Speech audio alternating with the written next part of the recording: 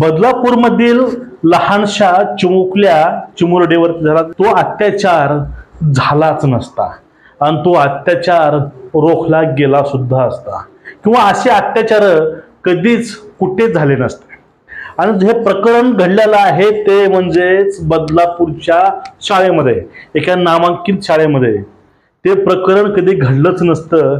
काही अशा गोष्टी घटना समोर आलेल्या आहेत, त्या गोष्टी जर वेळीच थांबवल्या असत्या तर ह्या प्रकरणाला समोर कधीच जावं लागलं नसतं।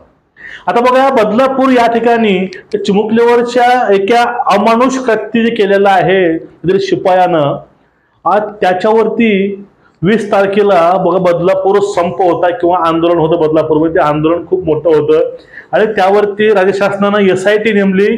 त्याचे SITचे प्रमुख होते विशेष पोलीस महानिरीक्षक आरती सिंग आणि 2 सदस्यीय त्यांची कमिटी होती।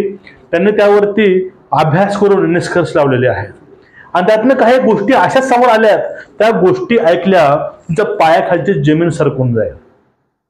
पहिली गोष्ट, त्या मुलीवरती 15 दिवस कमीत कमी हा अत्याचार झालेला आहे किंवा त्या 2 चिमुरड्यांनी हा अत्याचार 15 दिवसापर्यंत सहन केला असावा, असा पण एक प्राथमिक अंदाज हा लावलेला आहे SITनं। आणि आता विषय असा येतो, संशय असा येतो, 15 दिवस जर हे कृत्य एवढ्या मोठ्या शाळेत होऊ शकतं, मग अशा वेळेस शाळेचं जे मॅनेजमेंट आहे, मुख्याध्यापक आहे, जे कर्मचारी आहेत, यांचं लक्ष किंवा यांना याविषयी संशय आला नसेल का, प्रश्नचिन्ह। आणि दुसरी महत्त्वाची गोष्ट, एक 4 मुद्दे बघा असे आहेत, हे 4 मुद्दे खूप संतापकारक आहेत, संतापजनक आहेत। मुद्दा पहिला की ज्या शिपायाला आपल्याला आपल्या शाळेमध्ये नेमणूक करायची आहे त्याच्याविषयी पूर्ण माहिती न घेता, त्याचा बॅकग्राऊंड माहिती न करता, तो कसा आहे ह्याविषयी कुठलीही माहिती न घेता त्यांना त्या ठिकाणी अपॉइंट केलं। आता शाळेला मुलं त्यांचे आईवडील भले मोठी रक्कम देऊन, फीस देऊन ते शाळेला ऍडमिशन घेतात भविष्याचा विचार करून, पण याच लेकरांच्या भविष्याची ते संस्था खेळत आहे हे स्पष्ट दिसतंय। एका प्रायव्हेट एजन्सीकडून त्याला कामावरती घेतलं आणि त्या व्यक्तीविषयी कुठलीही पूर्व माहिती घेतली नाही, त्याचं बॅकग्राऊंड पण बघितलं नाही, त्याची मेडिकल हिस्ट्री असेल त्याविषयीची चारित्र्य त्याचं काहीच नाही बघितलं, त्याला अपॉइंट केलं। हा मुद्दा पहिला। जर असे तर लोक अपॉइंट नाही झाले, जे आवश्यक आणि क्वालिफिकेशन युक्त लोक जर असतील तर ह्या गोष्टी सहसा होत नाही। आणि एक पुढला मुद्दा, आता कर्मचाऱ्यांची गोष्ट बघा, कारण लहान लेकराची शाळा आहे आणि ह्या लहान लेकराला हँडल करण्यासाठी पुरुषाहूनही जास्त एक प्रेरणादायी किंवा एक चांगलं लक्ष मुलावरती एक बाई ठेवू शकते किंवा एक महिला लक्ष ठेवू शकते। कारण लेकरांचे प्रॉब्लेम्स काय असतात, लेकराला कुठल्या गोष्टी फेस कराव्या लागतात हे पुरुषापेक्षा जास्त हे महिलांना माहिती असतं। पण या ठिकाणी याकरता महिला त्या ठिकाणी त्यांनी अपॉइंट केल्या नाहीत। आता या ठिकाणी प्रश्न असा पडतो की ह्या सिंध जो होता तो आरोपी, त्यांच्याकडे काम होतं की ह्या लहान लेकरांना, लहान पोरींना शू साठी बाथरूमला घेऊन जाणं आणणं हे काम हा करायचा आणि याची साफसफाई पण तोच करायचा, लेडीजच्या मुतारीची आणि जेंट्सच्या पण। हे पूर्णपणे चुकीचं आहे। महिलाच्या ठिकाणी ती महिला लहान असो किंवा मोठे असो, त्या ठिकाणी महिलाच कामगार पाहिजे, सफाईगार असो किंवा मदतनीस असो किंवा आया असो, ह्या महिलाच पाहिजे। जर त्या शाळेनं वेळीच जर यावरती लक्ष दिलं असतं, एका त्या ठिकाणी महिलेला अपॉइंट केलं असतं आणि त्यांची देखरेख ही महिलांनी केली असती, अशा वेळेस हा प्रश्न कधीच उद्भवला नसता। यामध्ये पूर्ण गोष्टी आहेत ते त्याला शाळेचं मॅनेजमेंट हे रिस्पॉन्सिबल आहे। पुढला मुद्दा, CCTV कॅमेरा। त्या ठिकाणी प्रत्येक ठिकाणी CCTV कॅमेरा पाहिजे आणि त्याच्यावरती नियंत्रण हे सिक्युरिटीचं पाहिजे सुरक्षेच्या माध्यमातून। पण त्या ठिकाणी काही ठिकाणी CCTV कॅमेरे नव्हते, त्या ठिकाणी होते ते पण काम करत नव्हते, असं पण समोर आलं।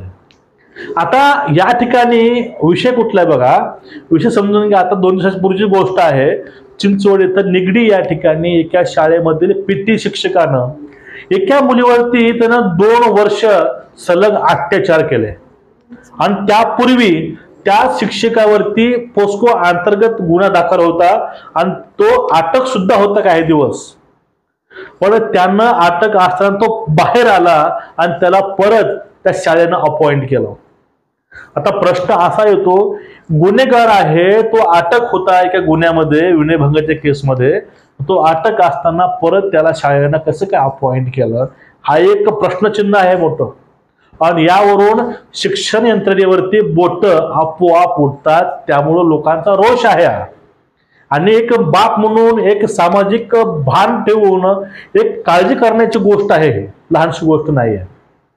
आणि पुढला मुद्दा, तो शिक्षक अपॉइंट होतो, परत 2 वर्षे त्या मुलीवर तो वारंवार अत्याचार करतो. ते मुलगी शूला गेली, ते मुलीच्या बाहेर जाऊन थांबायचा वाट बघत तिची. पण ज्यावेळेस बदलापूरचं प्रकरण समोर आलं त्यावेळेस त्या मुलीनं मन धिट्ट करून त्यांनी हा प्रश्न तिने मांडला आणि तिनं त्याविषयी फिर्याद दिली. हे फक्त गोष्टी आता समोर येत आहेत, पण याच्या पूर्वी ह्या गोष्टी किंवा ह्या महिला रणरागिणी आपल्या ज्या काळामध्ये शिवराय यांना, शिवरायांची शिक्षा चौरंगाची होती आणि शिवराय परिस्थिती माते समान मानायचे आणि त्यावेळेस स्त्रियांना जे आदर होतं ते आदर तर ते चादर केलंय असं वाटायला लागतं. आणि परत त्या नराधामाला बघा, मुली किंवा स्त्रिया ह्या गोष्टीला भीतीपोटी, बदनामीपोटी त्या ह्या गोष्टी बाहेर आणत नाहीत. फक्त बदलापूरची गोष्ट बघून ह्या मुलीनं आणलं, त्या नालायकाला अटक केली, पण ते शाळेला माहिती असताना, मॅनेजमेंटला माहिती असताना त्यावरती कार्यवाही का झाली नाही, आणि आरोपीला तरी शाळेमध्ये परत जॉईन करून का घेतलं, या ठिकाणी प्रश्नचिन्ह होतं. त्यामुळं सरकारनं अशा शाळेवरती बंदी आणली पाहिजे, ह्या पूर्ण मॅनेजमेंटला बरखास्त केलं पाहिजे. आता जे ह्या गोष्टी आहेत, आणि खास करून बघा बदलापूरच्या मॅटरमध्ये काय झालं होतं, बदलापूरच्या त्या 2 चौघांना आपल्या आईवडिलाला सांगितलं, मग त्यांचं मेडिकल करून ते शाळेमध्ये आले, त्यांनी मुख्याध्यापकाला सांगितलं हा प्रकार, पण त्यांनी हे प्रकरण दाबायचा प्रयत्न केला का, की शाळेची बदनामी होईल, नाव खराब होईल, या भीतीपुढे त्यांनी आरोपीला पाठिंबा घालायचा नाही तर शाळेला बदनाम करण्यापासून वाचवण्याचा प्रयत्न त्याने प्रामाणिक केला.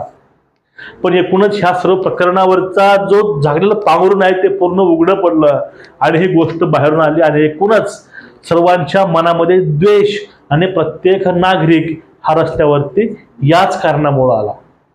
एखादी गोष्ट उघडी पडली म्हणून उघडी पडली, तर ती गोष्ट उघडीच पडली नसती तर ती गोष्ट समोर आली असती का. ह्या ज्या 3-4 गोष्टी आहेत, ह्या 3-4 गोष्टी जर वेळीच त्या शाळेनं मनावर घेतल्या असत्या किंवा त्यांनी त्याचं पालन केलं असतं तरी त्या मुलीवरती, त्या चिमुकल्यावरती ही कधीची वेळ आली नसती. अहो, ह्या वयामध्ये काहीतरी इतिहास घडवायचे स्वप्न लेकरं बघतात, त्याच्यावरती असे अत्याचार होत असतील तर ते लेकरं भविष्यामध्ये काय भविष्य बघणार, आपल्या भारताचं भविष्य काय असणार आहे. जर शिक्षकच भक्षक असतील, शिक्षकीय स्टाफच जर भक्षक असेल तर लोकांचं काय घेऊन बसलोय आपण काय बांधतोय, आपण काय जगतोय. एक दादा म्हणायच्या मुली त्यांना आदरानं, दादा आम्हाला शूला घेऊन चला ना, तर हाच नराधम, हाच मनीचा हात घात करत असेल तर असे हात वेळेस तोडले पाहिजे. और अशा हरामखोरांना वेळीच शिक्षा झाली पाहिजे. शिक्षण काय होत नाही, शिक्षेची तरतूद अशी करा की नेक्स्ट टाइम हा जो गुन्हा आहे हा गुन्हा कुणीही करणार नाही.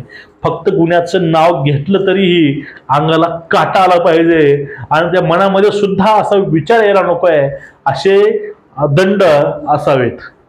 तुम्हाला शेवटी 1 मिनिटामध्ये सांगतो की शिवकाळामध्ये नेमकं काय व्हायचं. शिवकाळामध्ये रांदेच्या पाटलानं बलात्कार केला होता, तो सिद्ध झाला, त्याला चौरंगा केला, त्याचे हात पाय तोडले, त्याला चौकात ठेवायचं आणि जे कोणी त्याला बघल त्या अंगावरती थुकायचं.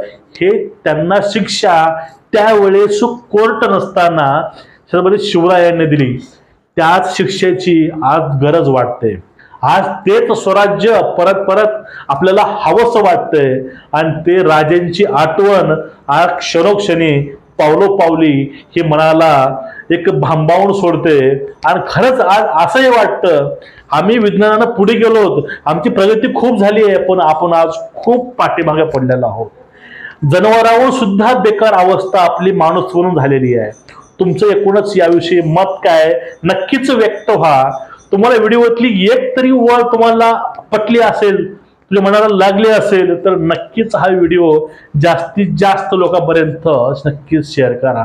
चॅनलला सबस्क्राईब करा, व्हिडिओ शेअर करा. नमस्कार, जय हिंद, खुश राहा, काळजी घ्या. आणि एक मुलगी ही आपली जबाबदारी म्हणून नेहमी मुलींकडे बघा. मुलीला पाहताना फक्त विचार हाच करा, ती आपली बहीण आहे, आपली मुलगी आहे, आपली आई आहे. फक्त डोक्यामध्ये ह्या गोष्टी धरा, हे असे प्रकरण होणारच नाहीत. नमस्कार.